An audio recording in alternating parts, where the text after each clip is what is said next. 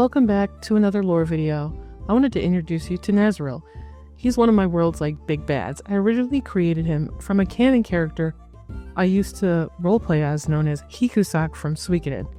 He was like a mysterious figure. You never actually see him in the canon, but he's about 300 or so years old, and I took a lot of inspiration from a character only talked about in the history of the Suikoden lore. So this would technically be my take on Hikusak, but as far as materials for this video, I have a softcover 8x10 Crescent Rendr sketchbook that's bleed proof. And if any of you guys have knowledge about other softcover bleed proof sketchbooks, please leave it down in the comments below. I really like this brand, but they started doing hardcovers, and I'm not really a fan of those. But I'm also using my Ohuhu Markers and my Artxx markers and a few fine liner pens for some of the tinier details. I feel I probably should have finished the collar, but I just kind of felt awkward recording in a Panera Bread, so I just decided not to finish it, and I'll finish it later on my own. So let's go on to Nasariel. Nasariel was born in the Nubarian year 125 in the land of Australis, known now as Solstice, where elven nobility casts long shadows over the lives of the enslaved, which are all humans, by the way. Nasariel's whole world was defined by friendship and survival, born to parents whose lives were entirely circumscribed by servitude. He was one of 16 children, a testament to both hope and hardship. He was the middle son, born on the coldest night of the harshest winter in Shalmont, a northeastern territory of Australis, Saranar Avidrin. And for those that are interested in the science of the environment, they lived in a DWA climate. The upper part of Australis is the solstice part, and I consider that part to be a little bit like Russia's climate. Anyways, Nasariel's earliest memories were of his mother, a woman who had strength who seemed to radiate even under the weight of endless labor. She was significantly older than his father, her age showing in the lines etched deeply into her weathered skin. Despite the harsh conditions, she found ways to protect and nurture her children, teaching them the intricacies of Nimesty, a religion that was far more than just mere belief. It was a survival mechanism, a way of maintaining dignity in a world that was designed to strip away their humanity. Well, this is going to sound weird, but I kind of based it off of a few other religions and a little bit of North Korea. Now, his father maintained a quieter presence in the household, a man who had learned to navigate the dangerous waters of servitude through careful silence and hard work. These skills he pushed on all of his children, whereas his mother was expressive through their unique language. It was think of it as a sign language. That's how the enslaved spoke to each other, because most of the time they actually weren't allowed to speak. They would do sign language to talk amongst themselves, which is still present in present day Esalen. Because so many slaves spoke in the sign language, a lot of them either never learned to speak, never wanted to speak, or were afraid of speaking, but Nasariel was not one of them. The reality of their existence meant that the family was a fleeting concept and that any of them could be sold at any time. Of the 16 siblings, Nasariel knew only fragments of their lives before they had been sold to different estates, different families, different lords across Australis, or sold overseas. You wonder, what was the thing that silenced them? It was the negation collar. Now, a negation collar is more than just a physical restraint. They were symbols of complete worship, cutting off not just the speech, but the connection to their passive innate abilities as well as their active ones. Now, at 12 years old, Nasariel lost most of his siblings because they were either sold or traded away, and then a year after that, his mother died. Something fundamentally changed in him.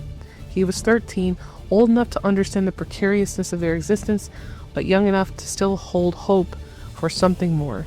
The circumstances of her death were shrouded in a mystery. Whispers of magical sicknesses, the potential of punishment for not fully embracing the Nimesty teachings, or simply the terrible toll of endless labor. Either way, he ended up being sold off to Lord Veleron in Florial, the southwest part of Australis, near the edge of Medowis on the more western side. And what was he sold for, you ask? He was sold because elves and other lords across the country heard about his autobiographical memory. And basically what that means is that he can recall past experiences, including dates and facts, with great precision. He was let go for nearly 1 million coin. Now, let me tell you, I don't actually have a name for my money system for the world yet, so we're just going to call it coin until I can figure out a unique name. I thought of like bits, but I've seen other places use bits. Moving on, his relationship with Lord Veleron was complex, but unlike Lord Evidrin, Veleron knew that Nasariel was just more than a laborer when he heard of his unique abilities. His extraordinary memory made him valuable, a living archive of the estate's history. Now, Nasariel could be called upon to recall the most minute details, how crops looked 6 years ago, the precise sequence of events during a particular harvest from his former farmlands. This intellectual labor was both a blessing and a curse because it kept him from brutal fieldwork, but it also meant that he was constantly under scrutiny, his mind always expected to perform. This is what he had hoped for. Nasariel thought that he would maybe be able to find his freedom, or that maybe he could buy himself out of slavehood, or that he could go across the country and leave Australis behind altogether.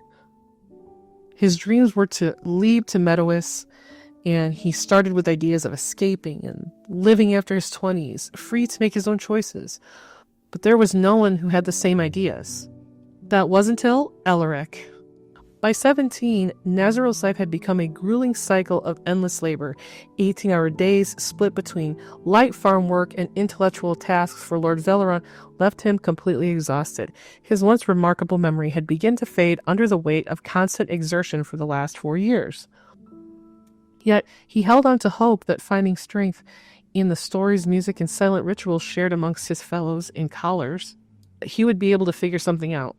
All he had to do was wait until one summer. In Australis, summers are really unforgiving, particularly in the Flural region. Were known for their intensity, a wet, relentless heat that made moving a battle because everything just stuck to you. And on this day, Nasariel had been carrying grains from one end of the field to the other. His body had already been pushed to its limits. The work was endless, monotonous, a cycle of constant lifting, moving, dropping, and returning. But on this particular day, something broke inside of him. His body was exhausted from weeks of 18-hour labor. It just simply gave out. The grains scattered across the ground, potentially making a disastrous mistake that could result in severe punishment. And as he struggled to pick himself up, the tension in the field became palpable. An elven overseer approached, rage building in his eyes for Nasariel, and he knew the consequences. A slave that couldn't work was a slave that had no value. And he had seen others hurt for less. He had heard stories about people who were sold when they could no longer perform their duties. His mind raced. His extraordinary memory suddenly occurs, remembering every punishment, every moment of cruelty he had ever witnessed, and he needed to get off the ground. That's when Artxx stepped forward. Artxx had been working nearby, another slave in the vast field of laborers that had been working in the same space for months, maybe even years, without truly acknowledging each other. But in that moment, something changed. As the elven overseer raised his hand, Artxx moved, not with aggression, but with calculated intervention that redirected the anger. It wasn't a dramatic confrontation. Artxx didn't challenge the overseer directly. Instead, he quickly began gathering the scattered grains, working alongside Nasariel with a quiet efficiency that seemed to momentarily confuse the overseer. His action spoke of solidarity without direct rebellion, a delicate dance of survival that Nasariel had not quite mastered, but seen in his father. With the overseer's anger momentarily diffused, the grains being collected, work was resuming, but something had happened in that moment between them. It was an unspoken understanding, a recognition of a shared suffering that went beyond words. That night, for the first time, they truly spoke to one another with their voices, getting to know one another, their dreams, their passions, their future, and their ideas. Artxx helped Nasariel understand that he was not alone. It was a conversation of survival, hope, and the smallest possible resistance against a system designed to break their spirit. Artxx was different from anyone Nasariel had ever known. He was 20, and he was a sigil Maggie, someone with potential to manipulate magical symbols, or runic symbols. But more importantly, he saw Nasariel as a complete person and not just a resource to be exploited. Their friendship developed very slowly, built on whispered conversations, moments of quiet resistance, and a growing understanding that they could potentially change their fate. In secret, teaching Elric to read and write had become more of an intellectual exercise. It was an act of rebellion. Each lesson was a small victory against a system that wanted to keep them ignorant, and Nasariel would spend rare moments of his free time in Lord Valoran's house, secretly studying books and learning the intricate details of the sigil system that bound them. This entire process took 2 years, and in that time, they finally created the release sigil, because it was more than just liberating themselves. They wanted to liberate everyone, and the sigil system was complex. Now, I know that you guys don't know what it is really, but I'll kind of try to explain it. So it's kind of like how Japanese characters, how you can change one little part of it and then it means something similar but slightly different. It's kind of like that. So now let's get back to the conversation about the negation collar. It has a couple mechanics. So it's generally like an iron or metal collar that wraps around the throat, and it has a kind of clip on the back of it. Now that clip can't be opened by any person.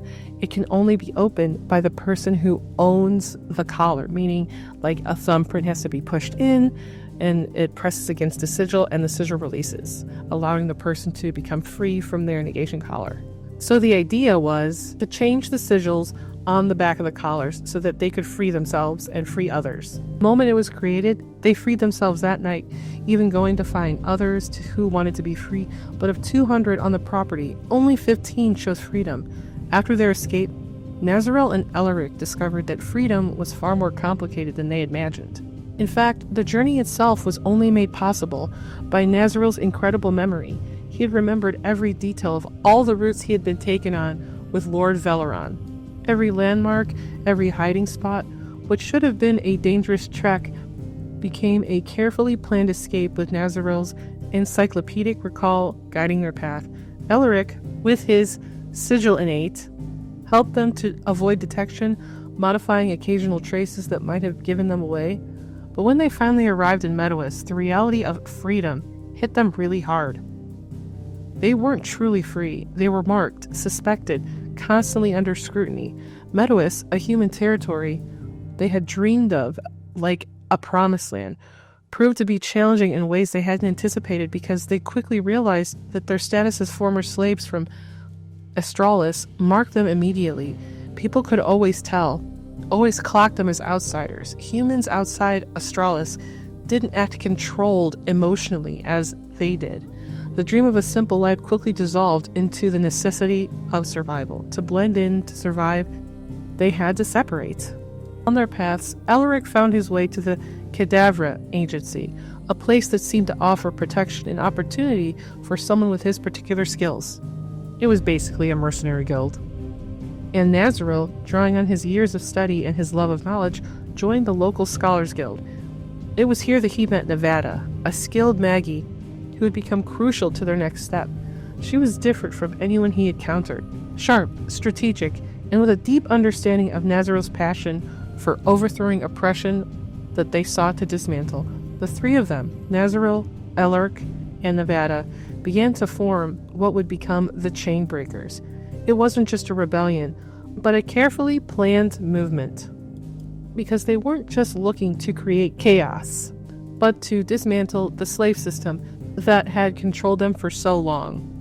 With Nasariel's memory, Elric's shifter's knowledge, and Nevada's strategic thinking created a powerful combination. They started small, gathering information, understanding the intricate abilities and social system that maintained slavery in Astralis. Each piece of information was a weapon, and each connection was a potential way to break the chains in Astralis. The name Chainbreakers was more than just a title to them. It was a promise and a commitment to freeing not just themselves permanently, but all those still trapped in a system of oppression. They knew the risks were enormous. Discovery could mean death or worse, being returned to slavery, at least for Nasariel and Elric. But they had something they'd never seen before, hope and a plan. Now, as far as Nasariel goes, I didn't really mention what his innate was, and the innate is something that is born to a person. It's like the type of magic that they're born to. And Nasariel was born to soulmancy, which is like light magic, and it's effective in like hair color and eye color or both. And it could be either or, but he has both. So he would be considered like a stronger soul Maggie. Now, this is just a story about the beginning of Nasariel. It's not like, you know, everything that he did in his life. This is just the beginning part because I wanted to show who he was beforehand, and I wanted to introduce some characters that he was friends with beforehand because I kind of wanted to do a hero turned villain for this guy when I decided to make him, because that was similar to what Hikusak had in his story where he had become like a hero and then he turned into a villain. That was my twist as well. And part of it is that I wanted to lead with him being a hyper intelligent character so that I could always show how intelligent he is in the long run, because he makes all of these very like informed decisions before he does something big, and I just needed to have that as part of his history. And that's going to be it for him. Now, if you stayed this long, I appreciate you. So how I've decided to do these videos is that in every video it's going to be like a series where the character or something I talk about in this video is going to be talked about in the video that comes after it. So you can either listen to them alone or you can listen to them in a sequence, but I'm either going to make one about Elric or I'm going to make one about Nevada, or I don't know yet. But if you guys have an idea or if you like this, comment something down below.